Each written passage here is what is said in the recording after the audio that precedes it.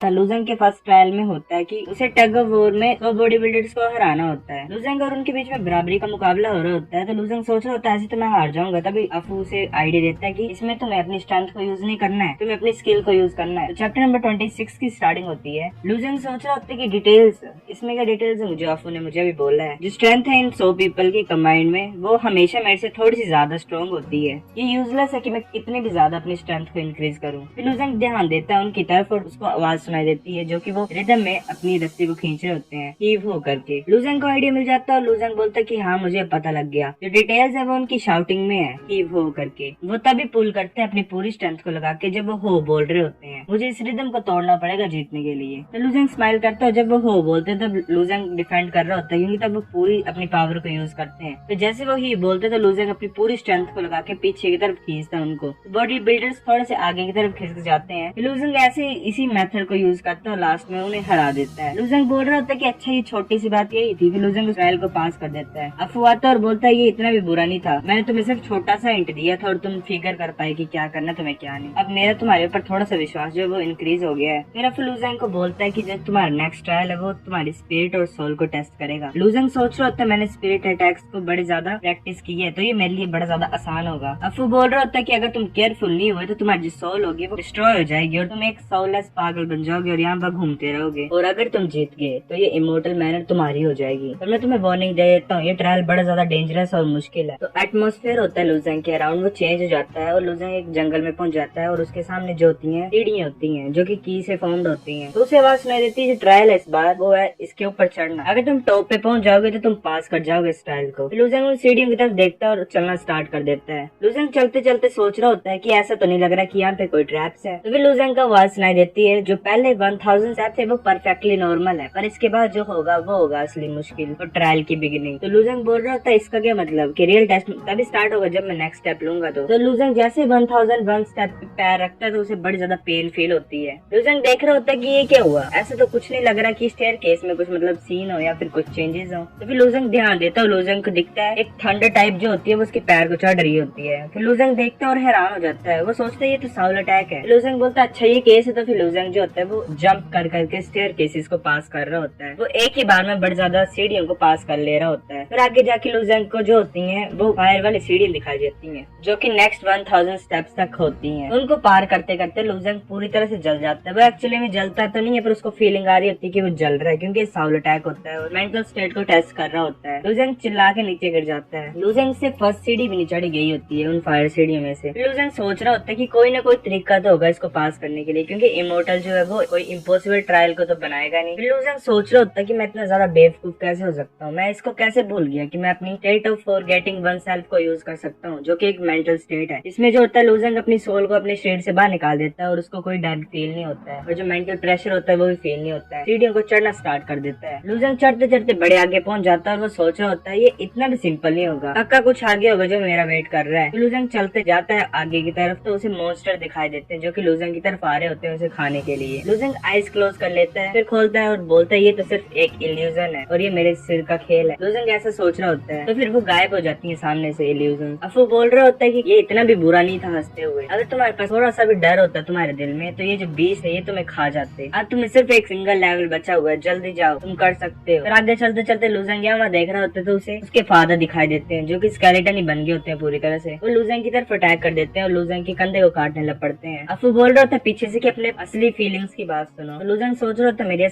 असली फीलिंग्स कौन सी है। अब तो उसे फिर अपनी फीलिंग्स याद आती है। असली वो होती है कि जो मैंने रास्ता चूज किया है वो मैंने पहले से डिसाइड किया हुआ है, मैं उस रास्ते पे चलता रहूंगा, मेरे को कोई चेंज नहीं कर सकता और ना ही मेरे को बोल सकता है कोई रास्ते को चेंज करने के लिए। ये मेरी ट्रू फीलिंग्स है और मेरी ट्रू फीलिंग्स जो है वो कभी नहीं बदलेंगी। फिर वो बोलता है फादर रेस्ट इन पीस, अब मुझ पे छोड़ दो, मैं अपनी छोटी बहन का ध्यान रखूंगा। फिर वो इल्यूजन होती है उसके फादर की, वो भी गायब हो जाती है। तो लुजंग उस सीढ़ियों के टॉप पे पहुंच जाता है और वहाँ पे वो एटमोस्फेयर फिर से नॉर्मल में कन्वर्ट हो जाता है। अफू आ जाता है और बोलता है कांग्रेचुलेशन, तुम अभी से ही टेम्पररी ओनर माने जाओगे इस इमोर्टल मैनर के। लुजंग बोलते टेम्पररी ओनर। तो अफू बोलता है हाँ ये सच है, पूरी तरह से तुम्हें इमोर्टल मैनर अपना बनाना होगा तो तुम्हें और भी ट्रायल्स को पास करना पड़ेगा, पर तुम्हारी जो करंट स्ट्रेंथ है वो बड़ी ज्यादा कमजोर है, तुम बड़े ज्यादा वीक हो, तुम्हारे लिए इम्पॉसिबल है उनको पास करना। पर अभी के लिए तुम लास्ट टेस्ट में पार्टिसिपेट कर सकते हो जिससे तुम्हें हेवनली विजुअलाइजेशन मैप मिलेगा। लुजंग बोलता है हेवनली विजुअलाइजेशन मैप। तो अफू बोलते है कि मुझे नहीं पता तुम कौन सी जिंदगी में और कौन सी दुनिया दुनिया में रह रहे हो, तुम एक कल्टीवेटर हो और तुम्हें हेवनली विजुअलाइजेशन मैप के बारे में नहीं पता।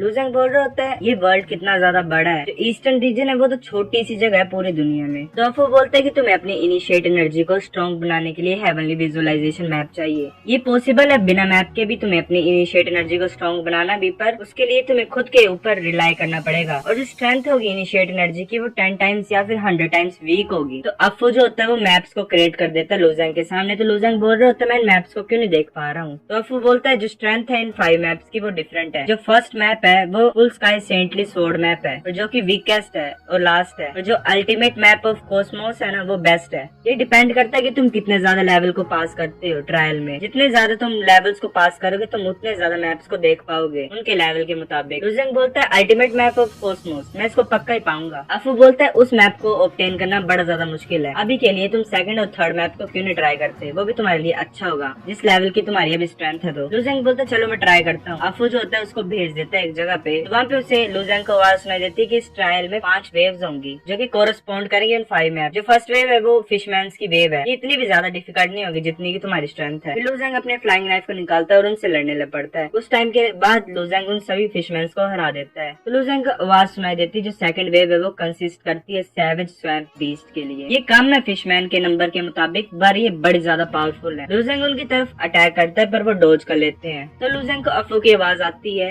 और वो बोलता है कि ये जो फ्लाइंग नाइफ है तुम्हारे हाथ में ये इतना भी बुरा नहीं है, पर तुम्हें केयरफुल होना पड़ेगा थर्ड वेव में। अगर तुम जीत नहीं पाओगे तो तुम एग्जिट कर सकते हो इस ट्रायल को। लुजेंग बोलता है मुझे अपनी बहन को बचाना होगा और मुझे हर एक अपॉर्चुनिटी का एडवांटेज लेना पड़ेगा ताकि मैं स्ट्रॉन्ग बन सकूं। लुजेंग उन सैवेज स्वैम्प बीस्ट को मार देता है और जो थर्ड ट्रायल होता है वहाँ पे उसे स्नेक्स दिखाई देते हैं। अफू बोलता है ये एंशिएंट बीस्ट है जिसको 9 हेडेड हाइड्रा भी बोलते हैं और तुम्हें ध्यान देना पड़ेगा क्योंकि इनका जो वेनम है वो बड़ा ज्यादा खतरनाक होता है। अगर तुम जीत नहीं पाओगे तो तुम एग्जिट कर सकते हो जल्दी से। लुजेंग बोलते हैं छोटे से सांपों का जहर मेरा क्या ही बिगाड़ सकता है। फिर वो हाइड्रा लुजेंग की तरफ वेनम को फेंक रहे होते हैं और जहाँ जहाँ पे वेनम गिरता है वहाँ पे बड़े बड़े गड्ढे हो जाते हैं। वो लुजेंग की तरफ अटैक करे जा रहे होते हैं, पर लुजेंग जो होता है वो डोज कर रहा होता है। तो वो एकदम से जो पॉइजन होता है वो लुजेंग की तरफ आ जाता है बड़े ज्यादा हाइड्रास के सिर का। तो अफू बोलता है क्या तुम मरना चाहते हो। तो एक जो वेनम होता है वो लुजेंग को टच कर जाता है और लुजेंग की बॉडी को डैमेज कर देता है। लुजेंग अपने फ्लाइंग नाइफ को भेजता है हाइड्रास के गले की तरफ। वो एक ही हाइड्रा होता है, उसी इतने ज्यादा होती है और वो मर जाता है हाइड्रा वहाँ पे। अफू बोल रहा होता है हंसते हुए पीछे से कि तुमने मेरे को सरप्राइज कर दिया, मैंने कभी नहीं सोचा था कि तुम्हारी जो बॉडी है उस पे पॉइजन का कोई असर नहीं होता होगा।